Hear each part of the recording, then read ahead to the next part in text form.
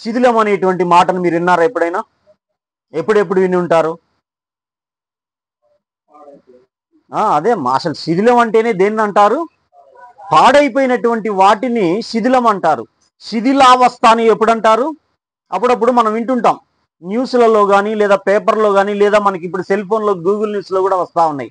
ఏమని వస్తూ ఉన్నాయి? పలానా కాలేజీ భవనం శిథిలావస్థకు వచ్చింది, లేదా పలానా బ్రిడ్జి శిథిలావస్థకు వచ్చింది, పలానా ప్రభుత్వ కార్యాలయం శిథిలావస్థకు వచ్చింది అని చాలా న్యూస్లు మనం వింటూ ఉంటుంటాం. ఇకపోతే మనం కూడా అప్పుడప్పుడు అంటుంటాం అది పాడుబడిన ఇల్లురా అంటుంటాం. అంటే ఏంటి? శిథిలావస్థలోకి వచ్చినటువంటి ఇల్లు. అంటే ఎలా ఉంటుంది? పెచ్చులు ఊడిపోయి, లేకపోతే లోపల ఉన్నటువంటి ఇనుము బయటపడిపోవటం, లేదా బీటలు బారటం, లేదా ఒక పక్కకి వాలిపోవటం, లేదా ఇక పడిపోవటానికి సిద్ధంగా ఉన్నటువంటి ఆ కట్టడాలు ఏవైతే ఉన్నాయో వాటికి పెడుతున్న పేరేంటి? శిథిలావస్థలో ఉన్నాయని అంటుంటాం. అయితే నేను చెప్పబోయేటువంటి శిథిలావస్థ అనేటువంటి పాఠము మనిషి కట్టున్నటువంటి కట్టడాల గురించి కాదు, లేదా మనిషి నిర్మించుకున్నటువంటి అద్భుతమైనటువంటి ఎన్నో నిర్మాణాలు ఉన్నాయి. ఈరోజు తాజ్మహల్ అంటారు, చాలా అద్భుతమైనటువంటి నిర్మాణం. ఒకవేళ తాజ్మహల్ కూలిపోయినా కూడా మళ్ళీ ఏం చేస్తారు? మళ్ళా తాజ్మహల్ లాంటిదే ఇంకా అంతకు మించి కూడా కడతారు. అటువంటి నైపుణ్యత సంపాదించారు. కాబట్టి ఇటువంటి కట్టడాల గురించి, లేదా ఇటువంటి నిర్మాణాల గురించి, నేను శిథిలావస్థ గురించి నేను చెప్పట్లేదు. కానీ దేవుడు కట్టుకున్నటువంటి ఒక నివాసమైనటువంటి మందిరాన్ని గురించి, ఒక నివాస స్థలాన్ని గురించి, దాని గురించి నేను మీకు జ్ఞాపకం చేస్తున్నాను. ఏంటి దేవుడు కట్టుకున్నటువంటి నివాస స్థలం? ఏంటిదండి? ఏమై ఉంటుంది మీరు చెప్పండి? దేవుడు కట్టుకున్నటువంటి నివాస స్థలం ఏంటిది? ఇప్పుడు మనం ఉండటానికి మనం ఏం చేస్తున్నాం? ఇల్లు కట్టుకుంటున్నాం, నివాస స్థలం అది. అలాగే దేవుడు కూడా నివాస స్థలాన్ని కట్టుకున్నాడు తన కొరకు. ఏం కట్టుకున్నాడు అది? పర్వాలేదమ్మా, ఏందో చిన్నగా సైగలు చేస్తున్నారేమమ్మా. ఏం కట్టుకున్నాడండి? సరే, 139 కీర్తనల గ్రంథము 139 16వ వచనాన్ని చూద్దాం. మీ అందరికి బాగా పరిచయం ఉన్నదే. నేను పిండమునై ఉండగా నీ కన్నులు నన్ను చూచెను, నియమింపబడిన దినములలో ఒకటైనను కాకమునుపే నా దినములన్నీయు నీ గ్రంథములో లిఖితములాయెను. అంటే చాలమ్మ లిఖితములాయెను అంటున్నాడు. అంటే ఏంటి? అయిపోయింది, వ్రాయబడిపోయింది. ఏం రాసుకున్నాడు? ఎవరు రాసుకున్నారు? ఎవరి కొరకు రాసుకున్నారు? అసలు ఎందుకొరకు రాసుకున్నారు? ఎందుకొరకు రాసుకున్నారు అనే విషయాన్ని మనం ఆలోచన చేస్తే ఏమంటున్నాడంటే, నేను పిండమునై ఉండగా, అనగా ఈ మాటలు ఏ యొక్క వ్యక్తి అయితే రాస్తున్నాడో, ఈ మాటలు ఎవరైతే వర్ణిస్తున్నారో ఆ యొక్క వ్యక్తి యొక్క వర్ణన ఎలాగుందంటే, తన గురించి తాను చెబుతూ ప్రపంచం యొక్క దుస్థితి గురించి కూడా తెలియజేస్తా ఉన్నాడు. ఏమంటున్నాడు? నేను పిండమునై ఉండగా నీ కన్నులు నన్ను చూచెను. నీ కన్నులు నన్ను చూచెను. ఎప్పుడు చూచాయట? పిండమునై ఉండగా నీ కన్నులు నన్ను చూచెను, నియమింపబడిన దినములలో ఒకటైనను కాకమునుపే నా దినములన్నీయు నీ గ్రంథములో లిఖితములాయన. అనగా రాసేసుకున్నాడట. ఎప్పటి నుంచి అప్పటికి రాసుకున్నాడు? పుట్టుక నుంచి మరణం వరకు రాసుకున్నాడు. పుట్టుక నుంచి మరణం వరకు. ఎప్పటి పుట్టుక? మనకు తెలిసిన పుట్టుక ఏంటంటే ఆ 270 రోజులు, అంటే 9 నెలలు లేదా 7 నెలలు అంటుంటారు కదా, లేదా 210 రోజులు 7 నెలలు అయితే, ఈ విధంగా తల్లి తన గర్భంలో మోసి ఆ గర్భాన్ని దాటుకొని ఆ గర్భాన్ని చీల్చుకొని, ఏమంటారు దాన్ని? అండం, పిండం, బ్రహ్మాండం అంటారు. దీన్ని తెలుసా మీకు? అండం, పిండం, బ్రహ్మాండం. అంటే తల్లి తన అండంలోకి ఆ యొక్క కణానికి స్థానాన్ని కల్పించి అది పిండంగా రూపొందించబడి అక్కడి నుంచి బ్రహ్మాండం బద్దలు కొట్టుకొని బయటకు వస్తుంది. దాని యొక్క ఆకారమే ఈరోజు మనం. అలా బయటకు వచ్చినటువంటి ఆ కడుపు చీల్చుకొని, లేదా ఆ పేగుబంధాన్ని తెంచుకొని, లేదా ఆ మాయ ఉన్నటువంటి ఆ గడ్డ ఏదైతే ఉందో, లేదా ఆ నీటి బుడగ ఏదైతే ఉందో దాన్ని పగలగొట్టుకొని వచ్చినటువంటి ఆకారాలమే మన మానవుడు. ఈ విధంగా మాట్లాడుతూ ఆయన ఏమంటున్నాడంటే, నీవు నియమించినటువంటి దినములలో ఒకటైనను కాకమునిపే నా దినములన్నీ నీ గ్రంథములో లిఖితములు ఆయన, అనగా వ్రాయబడ్డాయి అని చెప్తా ఉన్నాడు. ఏం రాసుకున్నాడు అనంటే, ఒక మనిషి తన నిర్మించుకున్నటువంటి ఆకారం ఏదైతే ఉందో ఆ తల్లుల గర్భంలో కట దేవుని కన్నులు వెళ్ళిపోయి చూస్తా ఉన్నాయట, ప్రతిదినం చూస్తా ఉన్నాయి. ఎప్పటి నుంచి చూస్తాయండి? తల్లులు కూడా తమ బిడ్డల్ని చూసుకుంటారు. ఎప్పటి నుంచి చూసుకుంటారు? ఎప్పటి నుంచి చూస్తారండి? చెప్పండి తల్లులారు, మీకు తెలుసుగా. ఎప్పుడు చూస్తారు? ఎప్పుడైతే ఆ ప్రసవ వేదన పడి బయటకు వచ్చినటువంటి ఆ పసిగుడ్డును ఎప్పుడైతే మీరు చూస్తారో అప్పుడే ప్రారంభం, అదే స్టార్టింగ్. అంతకు ముందు కానీ మీరు చూసింది లేదు. కానీ దేవుని కన్నులు ఎప్పుడు చూస్తున్నాయట? పిండమునై ఉండగా నియమించబడిన దినములలో ఒకటి కూడా కాలేదట ఇంకా. అంటే స్టార్టింగ్, ప్రారంభంలో. అంటే మనకు అర్థమయ్యే భాషలో చెప్పుకోవాలంటే ఒక చిన్న కణం, కణితి మాదిరిగా. అప్పుడప్పుడు మన ఏళ్ళు నలిగి చిన్న చిన్న రక్తపు గడ్డలు వేరుకుంటా ఉంటాయి ఏళ్ళ దగ్గర. ఆ కణితి ఎంతగా చిన్నగా ఉంటుందో అంత పరిమాణం నుంచి దేవుని కన్నులు చూస్తా ఉన్నాయట. అప్పటి నుంచి చూస్తూ ఏం చేస్తా ఉన్నాడట? చూసి మురిసిపోతూ ప్రతిదినం ఏం చేస్తున్నాడు? రాసుకుంటా ఉన్నాడట తన గ్రంథంలో. ఏమని రాసుకుంటాడండి? ఏమని రాసుకుంటాడు? మనం కూడా కొన్ని మన పిల్లలకు తలరాతలు రాసేస్తా ఉంటాం మనకు తెలియకుండానే, తెలుసా? పిల్లల్ని బోర్లా పడుకోబెట్టి 10 రూపాయలు ఒక్కాడ, 100 రూపాయలు ఒక్కాడ, పెన్ను ఒక్కాడ, కత్తి ఒక్కాడ, బుక్ ఒక్కాడ పెట్టి రామ్మ అని పిలుస్తాం. అంటే ఏది పట్టుకుంటే అది వాడి భవిష్యత్తు అని. అవునా కాదా? ఏమంటారు దానికి పెట్టే పేరేంటి ప్రసాద్ గారు? దానికి ఏదో పేరు పెట్టారండి, అన్నం ముట్టియటం అంటారు. అంతేనా? అన్నం ముట్టించే టైంలోనే అవన్నీ ముందు పెట్టి అవి పట్టుకున్నాక అన్నం పెడతారు. మీకు తెలుసో లేదో, మా దగ్గర కూడా అటువంటి కార్యక్రమాలు చాలా ఉన్నాయి. అంటే మనం కూడా ఏం చేస్తామంటే మన పిల్లలకు భవిష్యత్తును నిర్ణయిస్తాం. కొంతమంది ఇప్పుడు పరుసు పెడుతున్నారు, లేటెస్ట్ గా ఫోన్లు పెడుతున్నారు ఇప్పుడు. అంటే వాడు ఏది పట్టుకుంటే ఆయా రంగాల్లో అభివృద్ధి చెందుతాడు లేదా పెద్దవాడు అవుతాడని ఏదో 4 ముచ్చట్లు మాట్లాడుకుంటా ఉంటారు. సరదాగా మాట్లాడతారో కావాలని మాట్లాడతారో కాదు, కానీ దేవుడు మాత్రానికట ప్రతిదినం కూడా ఏం చేస్తా ఉన్నాడట? తన గ్రంథములో వ్రాసుకుంటున్నాడట. మరి తన గ్రంథంలో ఒకవేళ రాసుకుంటే ఏం రాసుకుంటాడండి? ఏం రాసుకుంటాడు? ఒకవేళ దేవుడు రాస్తున్నాడు అనుకుందాం, ఏం రాసుకుంటాడు? మన బిడ్డల గురించి మనల్ని ఎవరైనా రాయమన్నారు అనుకోండి, ఏం రాస్తాం?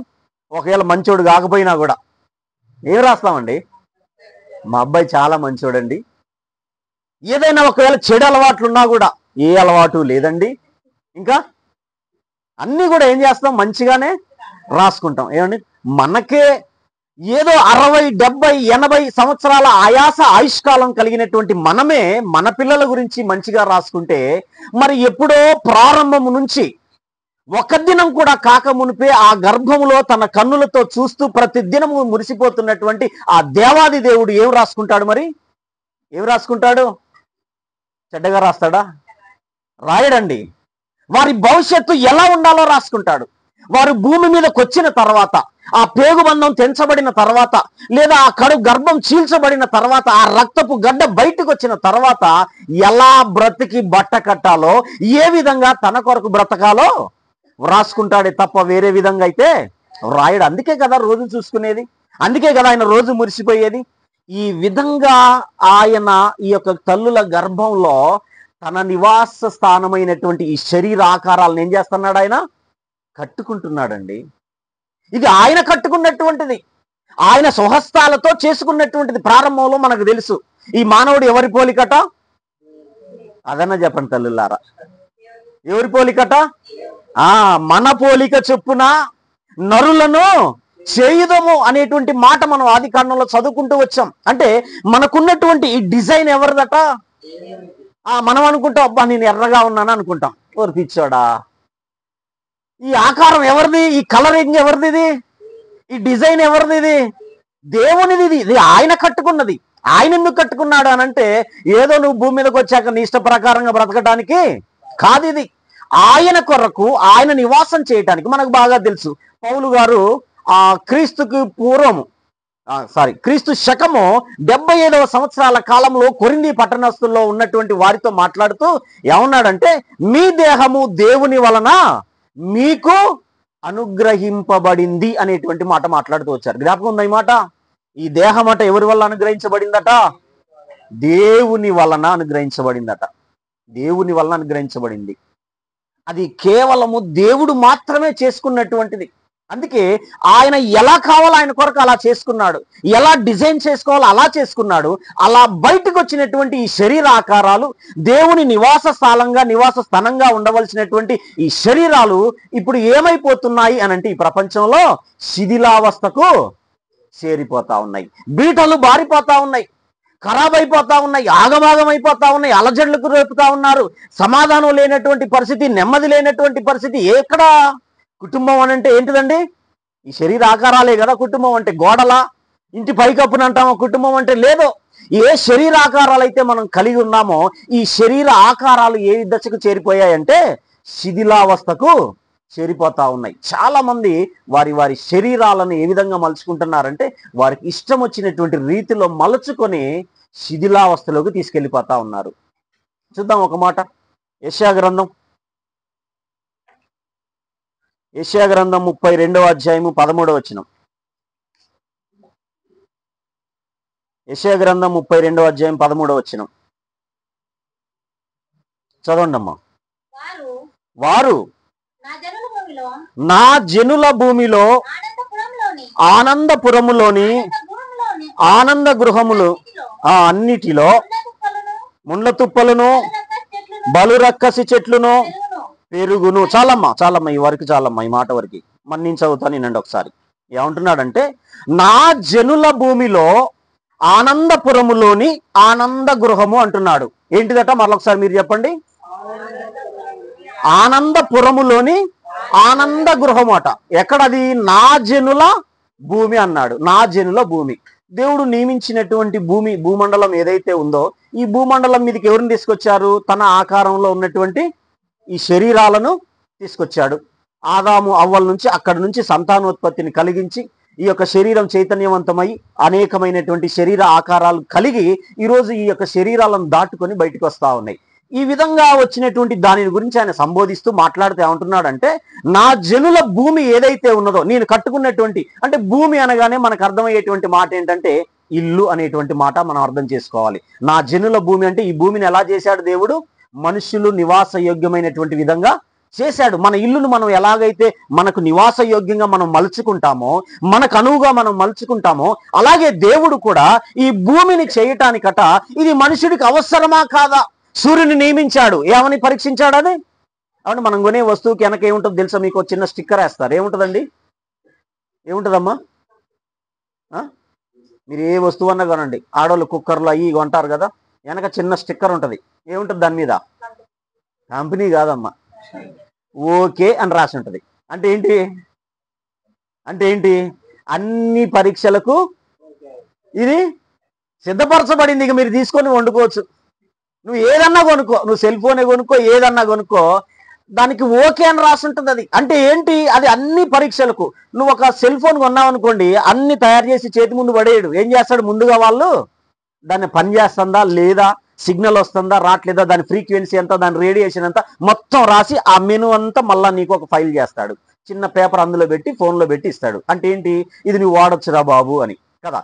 దేవుడు కూడా ఈ మనిషి భూమి మీదకు రాబోతున్నటువంటి మనిషికి సూర్యుడు మంచిదా కాదా అని ఆలోచన చేసి సూర్యుని నియమించిన తర్వాత ఇది మంచిది 1వ దినం అయిపోయింది, ఇది మంచిది 2వది అయిపోయింది, ఇది మంచిది 3వ దినం అయిపోయింది. ఇలా మీరు జ్ఞాపకం చేసుకోండి. ఆదికాండం 1వ అధ్యాయంలో చాలా విషయాలు రాయబడతాయి. ఇది మంచిది, ఇది మంచిది, ఇది మంచిది. ఏది మంచిది అని అంటే సూర్య చంద్ర నక్షత్రాలు మంచియా కావా, భూమి మీద ప్రాకుతున్నటువంటి సకల కోటి జీవరాశులు మంచివా కావా, ఇక నేల ప్రాకుతున్నటువంటి పురుగులు మంచివా కావా, ఈ విధంగా అన్నిటిని పరిశీలించి ఇవి మంచివి అని చేస్తూ వచ్చాడు.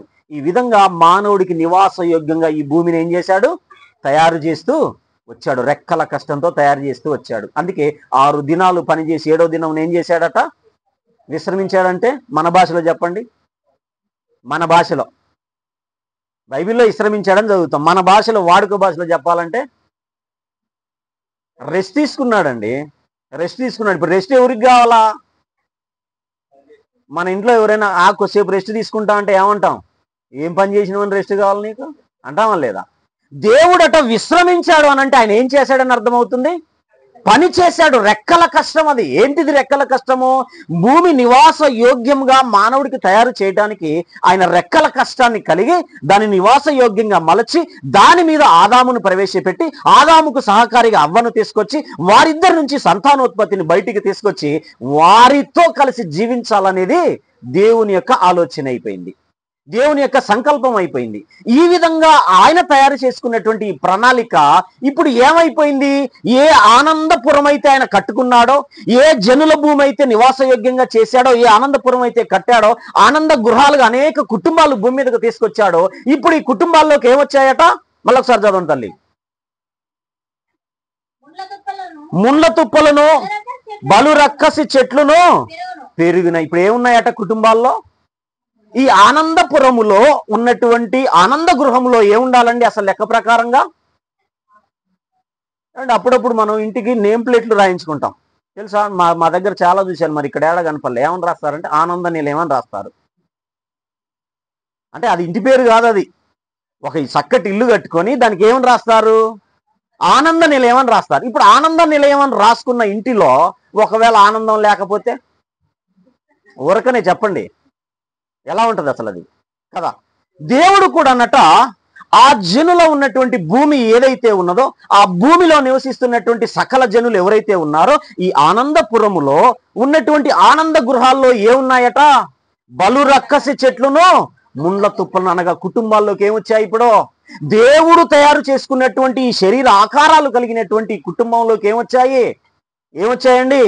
కష్టాలు, కన్నీళ్లు, కరువులు, నెమ్మది లేని పరిస్థితుల్లో, ఇంకా అలజడి, ఆందోళన, ఇకపోతే ఇంకా ఎటువంటి అంటే ఈరోజు బీపీలు, షుగర్లు అనేది కామన్ అయిపోయింది. అవునా కాదా? బయటకు పోయి షుగర్దే అన్నంత ఈజీ అయిపోయింది ఇప్పుడు రోగాలు రావటం కూడా. అవునా కాదా? ఎందుకు వచ్చాయి ఇవన్నీ కూడా? డాక్టర్ దగ్గరికి వెళ్ళామనుకో ఏమంటాడు?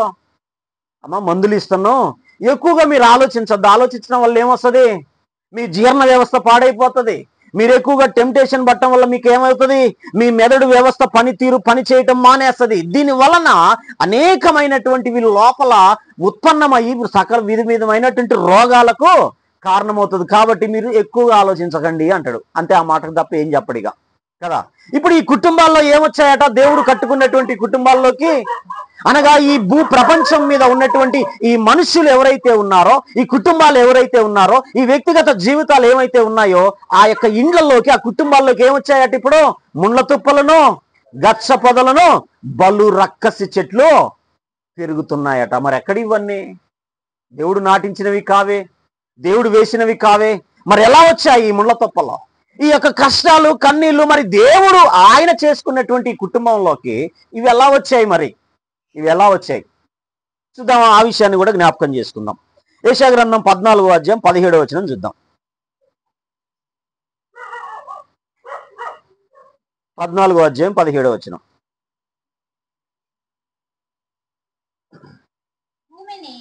భూమిని కంపింప చేసి రాజ్యములను ఉనికించిన వాడు ఇతడేనా? లోకమును అడవిగా చేసి దాని పట్టణములను పాడు చేసిన వాడు ఇతడేనా? చాలమ్మా, ఇక్కడ 2 ప్రశ్నలు రాయబడుతూ వచ్చాయి. ఇతడేనా ఎవరండి ఇతడు? ఆ ఇతడు ఎవరో తెలుసా? మీకు తెలుసండి, మనకు తెలియపోవటం ఏంటి? చాలా కాలం సహవాసం చేసి, చాలా కాలం బంధుత్వం పెంచుకొని ఏదో మధ్యలో పడక ఎడగొట్టుకున్నాం తప్ప తెలియదంటే ఎట్టా? ఎవరట ఇతగాడు? ఎవరండి? అపవాది గురించి మాట్లాడుతూ ఉన్నాడు, సాతాను గురించి మాట్లాడుతూ ఉన్నాడు, విరోధి అయినటువంటి వాని గురించి మాట్లాడుతూ ఏం చేశాడట వాడు? ఏం చేశాడట? అక్కడ ఉన్నటువంటి మాట, లోకమును అడవిగా చేసి పట్టణములను పాడు చేసి. ఏం చేశాడట? లోకంను ఏం చేశాడట? లోకాన్ని ఎలా తయారు చేశాడట? అడవిగా చేశాడట. అడవిగా చేయటం ఏంటండి లోకాన్ని? దేవుడేమో ఆనందపురం అని పేరు పెట్టుకున్నాడు. ఆ పురంలో ఉన్నటువంటి గృహాలకు ఆనంద నిలయం అని ఆయన పేరు పెట్టుకుంటే, ఈ లోకానికి ఆయన ఆ విధంగా పేరు పెట్టుకుంటే ఈ లోకంలోకి ఇప్పుడు ఏమొచ్చేసిందట? ఈ లోకాన్ని ఎలా మార్చాడట వాడు? అడవిగాను ఇంకా పట్టణములను పాడు చేశాడట. అంటే కుటుంబాలలో బలు రక్కసి చెట్లు ఎవరు నాటారు? ఇప్పుడు సాతాను నాటాడు. ఈ యొక్క కుటుంబాల్లో ఉన్నటువంటి ముండ్ల తుప్పల వంటి కష్టాలు, ఈ యొక్క సమస్యలు ఏవైతే ఉన్నాయో అవి ఎవరి నుంచి వచ్చాయి? అవి అపవాది నుంచి ప్రేరేపించబడగా, అపవాది నుంచి తీసుకురాబడినటువంటివి అవన్నీ కూడా. అందుకంటున్నాడు, లోకమును అడవిగాను పట్టణములను పాడు చేసిన వాడు ఇతడేనా? వాడి పనే అది. కుటుంబాలను పాడు చేయటమే వాడి పని, కుటుంబాలను నాశనం చేయటమే వాడి పని. ఏ ఆనందపురం అయితే దేవుడు కట్టుకున్నాడో, ఏ ఆనంద గృహం అయితే దేవుడు నిర్మించుకున్నాడో, ఏ ఆనందంగా ఉండాలని కుటుంబాలను ఆనాటి కాలంలో ఆదాము అవ్వల్ని దీవించాడో, ప్రారంభములోనే ఆదాము అవ్వల యొక్క ఆ యొక్క కుటుంబాన్ని నాశనానికి కారణమయ్యే విధంగా చేస్తూ వచ్చాడు. అవునా? చేశాడా లేదా? చేశాడండి. వాడు చేసిన ఒక చిన్న కుయుక్తికి ప్రపంచమే తలక్రిందులైపోయింది.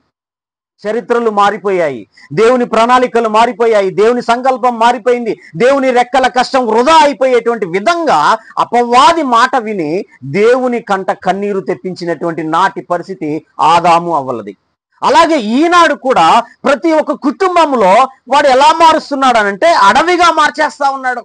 లోకంలోకి వచ్చేసాడు. లోకం అంటే అదే, దేశం అంటే మట్టి కాదే, దేశం అంటే మనుషులే అన్నాడు. మరి లోకం అని దేన్ని అంటారు? మనుషులు ఉంటేనే అది ఒక లోకం అంటారు తప్ప దేన్ని కూడా అనరు. అందుకే లోకాన్ని ఎలా మార్చాడట? అడవిగా మార్చాడట. అడవిలో ఏముంటాయండి? అడవిలో ఏముంటాయి చెప్పండి? మా అడవి గురించి మాకే చెబుతారా? అమ్మ అమ్మా, ఏముంటాయి అడవిలో? ఏంటండి, నేనేమన్నా తెలియని ప్రశ్న ఏమన్నా వేసానా ఏంటి? ఏముంటాయమ్మా అడవిలో? ఏముంటాయి?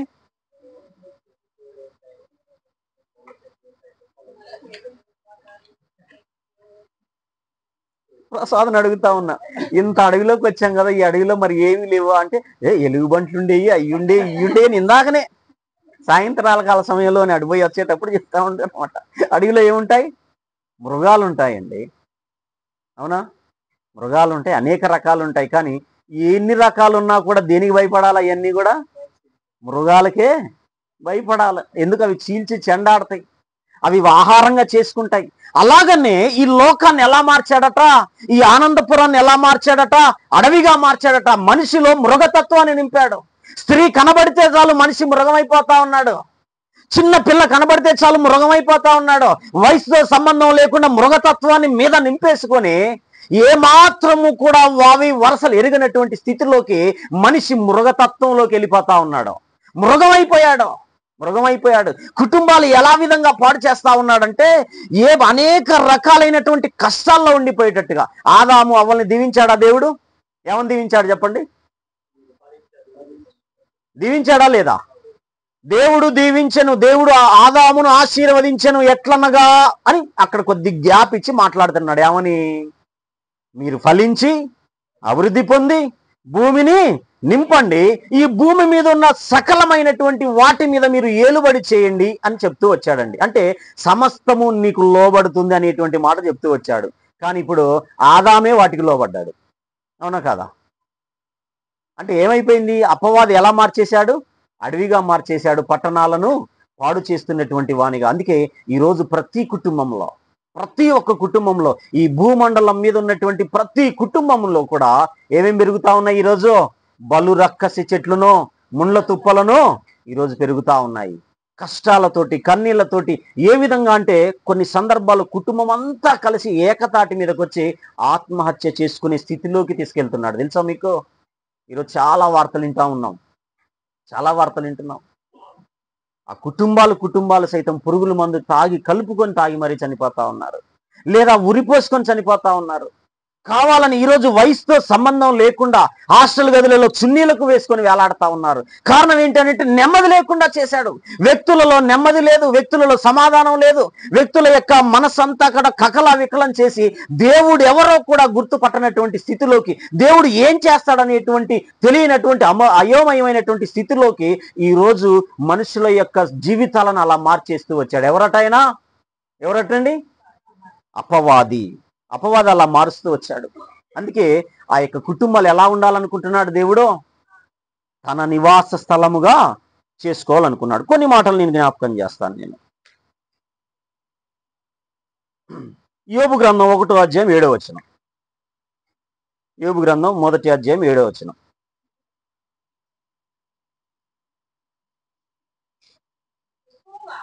యెహోవా నీవు ఎక్కడ నుండి వచ్చితివని వాడిని అనగా అపవాదిని అడగగా భూమి మీద అటు ఇటు తిరుగులాడుచు అందులో సంచరించుచు వచ్చితినని యెహోవాకు ప్రత్యుత్తరం ఇచ్చెను. ఇక్కడ ఎవరెవరు మాట్లాడుతున్నారనంటే దేవుడు ఎవరితో మాట్లాడుతున్నాడు? అపవాదితో. స్వయంగా దేవుడు మాట్లాడతాడు అపవాదితోటి? లేదండి. దేవుని తరపున ఎవరు మాట్లాడతారు? ఎవరు మాట్లాడతారండి? ప్రధాన దూతలు ఉన్నారు కదా, అపవాదిని అడుగుతా ఉన్నారు. ఏమని అడుగుతా ఉన్నారు? నీవు ఎక్కడి నుండి వచ్చావురా బాబు అని అడిగితే ఏం సమాధానం చెప్తున్నాడు? భూమి మీద అటు ఇటు తిరుగులాడుచు వచ్చి తిని. ఎందుకు అటు ఇటు తిరగాల? ఎందుకండి అటు ఇటు తిరగాల? అసలు వాడి పనే అది. ఏం పని? మా దగ్గర ఉంటారండి ఖమ్మంలో, 1 గంట 2, 3 అయినా కూడా సెంటర్లో నిలబడి ఒకటే మాట్లాడుతూ ఉంటారు. మరి ఇండ్లు ఉండవు, మరి భార్య ఉండదు, పిల్లలు ఉండరు, అసలు వాడు అనాథో మరి ఏమో తెలియదు, కానీ ఒకటే నిలబడి మాట్లాడతారు. ఎప్పుడైనా స్టేషన్లోంచి, రైల్వే స్టేషన్లో ట్రైన్ దిగి వస్తా ఉన్నాం అనుకుంటే 2 గంటలప్పుడు కూడా మూలలలో కూర్చొని ఉంటారు 4, 3 కూడా. ఏంట్రా బాబు వీళ్ళకి అసలు ఇండ్లే లేవు అని అంటే అన్నీ ఉన్నాయి, మరి ఎందుకు ఆ ట్రైన్ దాకుంటారు? అంతే, ఇక వారి పనే అది. భూమి మీద అటు ఇటు తిరుగులాడుతూ ఉన్నాడట. ఎందుకు తిరుగులాడుతూ ఉన్నాడో? ఎందుకండి తిరుగులాడేది? దేవుని ఆకారాలు ఎక్కడున్నాయి? చంద్రమండలం మీద ఉన్నాయా? ఏడున్నాయండి? దేవుడు తాను నిర్మించుకున్నటువంటి ఆయన ఆకారంలో, ఆయన పోలికలు, ఆయన డిజైన్ చేసుకున్నటువంటి శరీర ఆకారాలు భూమి మీద నివాసయోగ్యమైనటువంటి భూమి మీద నివాసం చేస్తున్నారు. కాబట్టి వారిని గలిబిలి చేయటానికి, వారిని పట్టుకోవటానికి, వారి కుటుంబాలను నాశనం చేయటానికి, వారిని అనేక రకమైనటువంటి ఇబ్బందుల్లో, ఇరుకుల్లో వారిని నెట్టివేయటానికి ఎక్కడ తిరుగుతున్నాడట? భూమి మీద అటు ఇటు తిరుగుచున్నటువంటి వాడను. దీన్ని పేతురు గారి గురించి, పేతురుని అడిగామనుకోండి అపవాది గురించి ఒక మంచి మాట చెప్తాడు. ఏం చెప్తాడు చెప్పండి? ఏం చెప్తాడమ్మా పేతురుని అడిగితే? పేతురు గారు మీకు బాగా పరిచయమే కదా, ఒకసారి మీరు చెప్పండి అపవాది గురించి ఏదైనా అంటే ఏం చెప్తాడు? అపవాది గురించి ఒక మంచి మాట చెప్పాడండి. ఏమన్నాడు? మీ విరోధి అయినటువంటి అపవాది గర్జించు సింహము వలనే ఎవరిని మృంగుదునా అని వెదకుచు తిరుగుచున్నాడు. అంటే ఎవడి దొరికితే వాడిని మింగేయటమే వాడి పని. ఏ కుటుంబం దొరికితే ఆ కుటుంబాన్ని పాడు చేయటమే వాడి పని. ఈ విధంగా చాలా కుటుంబాలు ఈరోజు పాడైపోతా ఉన్నాయి. చాలా కుటుంబాలు ఈరోజు అయోమయమైనటువంటి, అపారకరమైనటువంటి స్థితిలోకి దిగజారిపోతా ఉన్నాయి. నేల మట్టుకు దిగిపోతా ఉన్నాయి చాలా కుటుంబాలు. ఆ యొక్క కుటుంబాల్లో ఉన్నటువంటి వ్యక్తులు చాలా మంది వారి జీవితం వారికి అర్థం కాక, వారి జీవితంలో సరైన సమాధానం దొరకక, నెమ్మది లేనటువంటి స్థితిలో చనిపోతే బాగు అనేటువంటి భయంకరమైనటువంటి స్థితిలోకి వెళ్ళి తమకు తాముగా ఆత్మహత్యలు చేసుకుంటున్న వాళ్ళు చాలా మంది ఉన్నారు. దానికి కారణాలు చెప్తా ఉంటారు. భార్య బాగలేదనో, లేకపోతే భార్య మాటినట్లేదనో, లేకపోతే సరైన ఉద్యోగం లేదనో, ఆర్థిక పరిస్థితి బాగాలేదనో, లేకపోతే ఇంకేదో లేదనో, ఎవరో వేధిస్తున్నారనో, ఎవరో ఏదో చేస్తున్నారని రకరకాల కారణాలను వెతుక్కొని తమకు తామే చనిపోవటానికి ఈరోజు చాలా మంది సిద్ధపడుతున్నారు. చాలా మంది చనిపోతా ఉన్నారు కూడా. మన ఈ మధ్యనే పోయినటువంటి వారంలోనే మాతో కలిసి పనిచేసేటువంటి ఒక వ్యక్తి చనిపోతూ వచ్చాడు. చాలా బాగుంటాడు, చాలా తక్కువ వయసు, 35 years, 35 సంవత్సరాల వ్యక్తి చనిపోతూ వచ్చాడు. ఉరి పెట్టుకొని చనిపోయాడండి. ఈ విధంగా చాలా మంది ఉన్నారు. ఈ విధంగా వాడు కుటుంబాలను పాడు చేస్తా ఉన్నాడు. ఏ విధంగా పాడు చేస్తున్నాడో చూద్దాం. కొన్ని 2 విషయాలు జ్ఞాపకం చేసి ముగిస్తాను నేను. మత్తయి సువార్త 19వ అధ్యాయము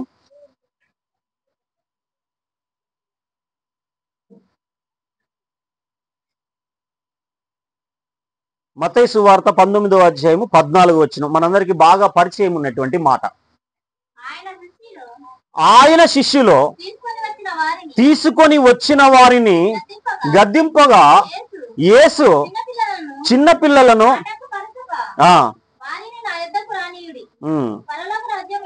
సారీ 17వ అధ్యాయం తల్లి, 17వ అధ్యాయము 14వ వచనం. వారు జన సమూహము వద్దకు వచ్చినప్పుడు ఒకడు ఆయన యొద్దకు వచ్చి ఆయన ఎదుట మోకాళ్ళుని, ప్రభువా నా కుమారుని కరుణింపుము, వాడు చాంద్ర రోగి అయి మిక్కిలి బాధపడుచున్నాడు. ఎలాగనగా అగ్నిలోను నీళ్లలోను తరచు పడుచున్నాడు. చాలమ్మా. ఇక్కడ ఒక వ్యక్తట యేసు ప్రభుల వారి దగ్గరికి వచ్చి మోకాల్లోని ఒక మొర పెట్టుకుంటా ఉన్నాడు, ఒక విజ్ఞప్తిని చేస్తా ఉన్నాడు. ఏమని చేస్తా ఉన్నాడు? ఎవరి గురించి చేస్తా ఉన్నాడండి? తన కుమారుని గురించి దేవుని దగ్గర ఒక విన్నపం చేసుకుంటున్నాడు. ఏంటట ఆ కుమారుని యొక్క సమస్య? అమ్మ మీరు చదవాలి, బైబిల్ ఉన్న వాళ్ళు చెప్పాలా. ఏంటట కుమారుని సమస్య? చాంద్ర రోగి అంటున్నాడు. చాంద్ర రోగి, చాంద్ర రోగి అయి మిక్కిలి బాధపడుచున్నాడు. ఎలాగుందో తెలుసా వాడి పరిస్థితి? కొన్ని లక్షణాలు ఉంటాయి. జ్వరం తగిలితే కొన్ని లక్షణాలు, అలాగే కడుపులు నొప్పి వస్తే కొన్ని లక్షణాలు, హార్ట్ స్ట్రోక్ వచ్చే ముందు కొన్ని లక్షణాలు ఎలాగైతే ఉంటాయో అలాగనే ఈ చాంద్ర రోగికి ఉన్నటువంటి లక్షణాలు ఏంటట? ఏం లక్షణాలు ఉన్నాయట? ఎలాగనక అగ్నిలోను నీళ్లలోనూ తరచుగా పడుచున్నాడట. అంటే ఏం జరుగుతా ఉంది ఇంతకి? ఇక్కడ ఏం జరుగుతా ఉందండి? అగ్నిని చూడగానే ఏమైపోతుందట? కళ్ళు తిరిగి పడిపోతుందట. లేదా అందులో దూకాలనిపిస్తుందేమో. నీళ్ళని చూడగానే ఏమనిపిస్తుందట? నీళ్ళలో దూకేయాలనిపిస్తుందట. లేదా కళ్ళు తిరిగి పడిపోతున్నాడేమో. దానికి పెట్టిన పేరేంటి? చాంద్ర రోగము. దీన్ని మరొక పేరు కూడా ఉందండి, మూర్ఛలు అంటారు. దీనికి మరొక పేరు కూడా ఉంది, పర్యాయ పదం, ఫిట్స్ అంటారు. ఫిట్స్ అంటారు, మూర్ఛలు అంటారు. అంటే అన్ని కూడా ఆ కోవకు చెందినవి, లక్షణాలు వేరువేరుగా ఉంటుంటాయి. ఈ విధంగా ఆ వచ్చినటువంటి వ్యక్తట ఆ యొక్క కుమారుని గురించి యేసు ప్రభుల వారి దగ్గరికి వచ్చినప్పుడు అడుగుతా ఉన్నాడు. ఏమని అడుగుతా ఉన్నాడు? అయ్యా నా కుమారుణ్ణి కరుణించుము, ఇగో ఈ విధంగా ఈ యొక్క రోగంతో ఉన్నాడయ్యా, కాబట్టి నీ శిష్యుల యొద్దకు ఈయన తీసుకొని వచ్చాము, కానీ వారు బాగు చేయలేకపోయారు, దయచేసి నీవు కరుణించు అని ఆ యొక్క యేసు ప్రభుని వేడుకుంటా ఉన్నాడట. యేసు ప్రభుని వేడుకుంటా ఉన్నాడు. ఏం జరిగి ఉంటుందండి మీరు చెప్పండి? ఈ భాగం మీరు చాలాసార్లు వినుంటారు. ఏం జరిగి ఉంటుంది అమ్మా? ఏం జరిగి ఉంటుంది? ఇంత చెప్పారు, అది మాత్రం చెప్పరా ఏంది మీరుగా? అంతేనా మీ అర్థం? సరే, 18వ వచనం. అంతటా యేసు ఆ దయ్యమును గద్దింపగా అది వానిని వదిలిపోయెను.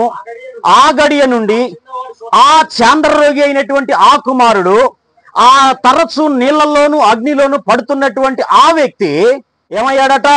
స్వస్థత నొందెను. దేవుని నామానికి మహిమ కలుగును గాక. ఆయన తండ్రి వచ్చి చేసిన ఫిర్యాదు ఏంటి? ఫిర్యాదు ఏంటండి? ఏ విన్నపం చేసుకుంటున్నాడో? తన కుమారునికి ఉన్న బలహీనత గురించి చెప్తా ఉన్నాడు. యేసుప్రభు ఏం చేస్తా ఉన్నాడు? ఆయన ఏం చేస్తా ఉన్నాడు? పసర ఏమన్నా ఇట్లా తీసి ఇచ్చాడా? ఏమిచ్చాడండి? మరి ఏం గద్దించాడు? దెయ్యమును. ఆ దెయ్యమును గద్దించగా అంటున్నాడు. ఆ దెయ్యమును గద్దించగా అంటే ఇది ఎవరి పని అని అర్థమైపోయింది అక్కడ. యేసు ప్రభువుకు తెలిసిపోయింది. ఎందుకు అనంటే, నేను డిజైన్ చేసుకున్నటువంటి, నేను నిర్మించుకున్నటువంటి, నా చేతులతో, నా హస్తాలతో, స్వహస్తాలతో తయారు చేసుకున్నటువంటి, నా యొక్క నివాస స్థలముగా, స్థానముగా ఉంచుకున్నటువంటి ఈ శరీర ఆకారాలను పాడు చేసే పని ఎవరిది? అపవాదిది. కాబట్టి ఆయన అంటున్నాడు, ఆ దయ్యమును గద్దింపగా శిథిలావస్థలోకి తీసుకొచ్చేశాడు. బీటలు బారిపోయే విధంగా, ఆ యొక్క కూలిపోయేటువంటి విధంగా, పతనమయ్యేటువంటి విధంగా ఆ యొక్క శిథిలావస్థలోకి తీసుకొచ్చినటువంటి ఆ యొక్క వ్యక్తిని యేసుప్రభు ఏం చేస్తున్నాడు? ఆ దయ్యమును గద్దింపగా అది వానిని విడిచెను, ఆ చిన్నవాడు స్వస్థత నొందెను. హల్లెలూయా. దేవుడు ఇటువంటి కార్యం చేస్తా ఉన్నాడండి. ఈరోజు కొన్నిటి వెనుక ఉన్నటువంటివి తెలియదు, మనం ఆలోచన చేయం దాని గురించి. ఎందుకు ఈ విధంగా జరుగుతూ ఉంది? కుటుంబాల్లో ఎందుకు ఈ విధమైనటువంటి ముళ్ళ తుప్పలు, బలురక్క చెట్లు ఎందుకు పెరిగాయి అనంటే, దాని వెనుక కంటికి కనిపించినటువంటి దుష్ట శక్తి, వాడి పేరే అపవాది. వాడి కలుగ చేస్తున్నటువంటివి ఇవన్నీ కూడా, వాడి యొక్క పనులు ఇవన్నీ కూడా, వాడు చేస్తున్నటువంటి చేష్టలు ఇవన్నీ కూడా. అందుకే యేసు ప్రభు ఆ దయ్యమును గద్దింపగా అంటున్నాడండి. మరొక మాట కూడా చూద్దాం. మరొక మాట నేను జ్ఞాపకం చేస్తాను. లూకా సువార్త 13వ అధ్యాయము. లూకా సువార్త 13వ అధ్యాయం 14వ వచనం.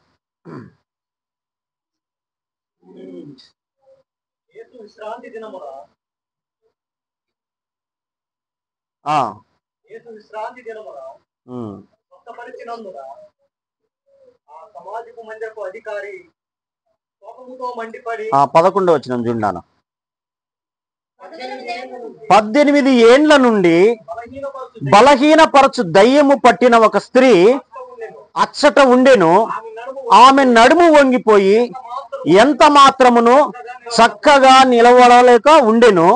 యేసు ఆమెను చూచి, అమ్మా, నీ బలహీనత నుండి విడుదల పొంది ఉన్నావని ఆమెతో చెప్పి ఆమె మీద చేతులుంచగానే ఆమె చక్కగా నిలబడి దేవుని మహిమపరచెను. దేవుని నామానికి మహిమ కలుగును గాక. ఏం జరుగుతా ఉందట ఇక్కడ? ఎన్ని సంవత్సరాలట? 18 సంవత్సరాల నుంచి ఏముందట? 18 ఏండ్ల నుంచి బలహీనపరచు దయ్యమట. బలహీనపరచు దయ్యం అంటే ఏంటి? ఈమె బలహీనత ఏంటండి? ఈమె బలహీనత ఏంటి? అమ్మ, నిద్ర ఏమైనా వస్తుందా? ముగిస్తానులే ఒకటేగా. ఆ? ఏ బలహీనత అట? నడుము వంగిపోయట. అంటే ఎట్లా నడుము వంగిపోయి అంటే ఎలా ఉంటారు తెలుసా మీకు? నడుము వంగిపోయి అంటే మళ్ళా ఇట్లా స్ట్రైట్గా ఉంటారా? లేదండి. ఇక భూమి తప్ప వాళ్ళకి ఆకాశం కానరాదు. ఇక వంగి నడవటం ఎటు తిరిగినా కూడా. ఎన్ని సంవత్సరాలట? 18 సంవత్సరాల నుంచి బలహీనపరచు దయ్యము. బలహీనపరచు దయ్యము 18 ఏండ్ల నుంచి. ఇంకొక ఆమె గురించి కూడా మనకు బాగా తెలుసు. రక్తస్రావం కలిగినటువంటి స్త్రీ. ఎన్ని సంవత్సరాలు? 12 సంవత్సరాల నుంచి రక్తస్రావంతో బాధపడతా ఉందట. అనేకమైనటువంటి వైద్యుల చుట్టూ తిరిగి తనకున్నటువంటి వ్యయమంతా కూడా ఎంతో ఖర్చు పెట్టినప్పటికీ కూడా, ఎంతో మంది వైద్యుల యొద్దకు తిరిగినప్పటికీ కూడా ఆమెకి ఏం దొరకలేదు? స్వస్థత దొరకలేదు. ఎందుకు అనంటే ఆ బలహీనపరిచేటువంటి శక్తి వేరే, ఆ బలహీనంగా చేసేటువంటి శక్తి వేరే. అది ఈ విధంగా మనుషుల యొక్క గృహాలలో, మనుషుల యొక్క జీవితాలలో, ఈ శరీర ఆకారాలలో ముళ్ళ తుప్పలను కలగజేస్తున్నటువంటి కంటికి కనిపించినటువంటి అదృశ్య శక్తి వేరే. అది తెలియనటువంటి వారు ఇగో ఈ విధంగా చాలా ఆమె తెలియదు కాబట్టి ఏం చేస్తా ఉందట? ఎన్నో సంవత్సరాల నుంచి వైద్యుల చుట్టూ తిరిగినా కూడా ఏ మాత్రం కూడా ఆమెకి ప్రయోజనం లేకుండా పోయింది. కానీ ఎప్పుడైతే యేసు ప్రభుల వారు ఎదుట పడుతూ వచ్చారో, యేసు ప్రభుల వారి ప్రభావం ఎప్పుడైతే ఆమెకు తగులుతూ వచ్చిందో ఆమె వెంటనే స్వస్థత నొందిన. అలాగే 18 ఏండ్ల నుంచి బలహీనపరచు దయ్యము నడుము వంగిపోయినటువంటి స్థితి అట. ఈరోజు చాలా కుటుంబాల్లో నుండి ఏండ్ల తరబడి కన్నీటి మూటలు కట్టుకున్నారు. మీకు తెలుసా? ఏడుస్తా ఉన్నారు. మూటలు ఇప్పబడట్లేదు, మూటలు తీయబడట్లేదు. కన్నీటి మూటలు కడతా ఉన్నారు. ఏడవటం ప్రార్థన చేయటం, ఆ మూటలు స్టోరేజ్ అయిపోతా ఉంది తప్ప ఈ కన్నీటికి సమాధానం దొరకట్లేదు. అలా అన్ని కూడా నిలబడిపోతున్నాయే తప్ప మనం అనుకున్నటువంటి సంతోషము కానీ, సమాధానం కానీ కన్నిటికి కనిపించినటువంటి దుస్థితి ఈరోజు చాలా మంది క్రైస్తవ కుటుంబాల్లో ఉంటా ఉంది. ఎన్నో సంవత్సరాల నుంచి, సంవత్సరాలు దేవుని నమ్ముకొని చాలా సంవత్సరాలు అయిందండి, విశ్వాసిగా చాలా సంవత్సరాలు అయిందండి, బాప్తిసం తీసుకొని చాలా సంవత్సరాలు అయిందండి, మేము దీంట్లోకి వచ్చి చాలా సంవత్సరాలు అయిందండి, ఎన్నోసార్లు మనం చెప్పుకుంటా ఉన్నాం. కానీ అన్ని సంవత్సరాలు కూడా ఏం చేయబడతా ఉన్నాయి? దుఃఖము నాట్యముగా మార్చబడట్లేదు. కన్నీటి మూటలు అలాగనే కట్టబడతా ఉన్నాయి తప్ప ఈ బలురక్కసి చెట్లు తొలగిపోవట్లేదు, ఈ ముండ్ల తుప్పలు తొలగించబడట్లేదు. కారణం ఏంటంటే అపవాది చేస్తున్నటువంటి మాయ. కుటుంబాలను ప్రేరేపిస్తూ, కుటుంబాలలో గలిబిలి సృష్టిస్తూ, కుటుంబాలను పాడు చేస్తున్నటువంటి పరిస్థితి అపవాదిది. మరి ఇది తొలగిపోవాలంటే ఇప్పుడు ఎవరు రావాలి? ఇది తొలగిపోవాలంటే ఇప్పుడు ఏం కావాలండి? మరి అప్పుడంటే ఆమె అదృశ్యం బాగుండి యేసుప్రభు ఎదురుపడ్డాడు కాబట్టి సరిపోయింది. అవునా? మరి ఇప్పుడైతే